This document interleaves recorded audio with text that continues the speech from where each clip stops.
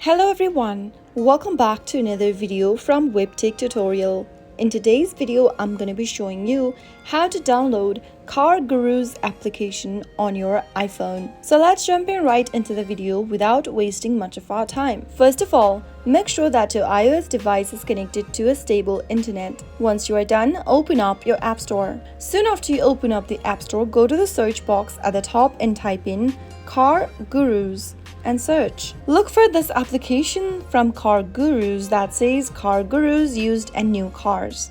CarGurus is an online automotive marketplace that helps people buy and sell new and used cars.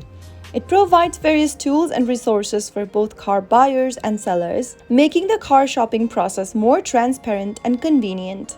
To begin downloading the application on your device, simply tap on the Get button or the Install button and wait until the application is downloaded and installed on your device. So that is how you can easily download CarGurus on your mobile device within a few minutes. If you found the video to be helpful, go ahead and give us a thumbs up. Don't forget to subscribe to our channel by hitting the subscribe button. Also press the bell icon so that you'll never miss another upcoming upload from us. I'll see you again in the next video. Goodbye till then.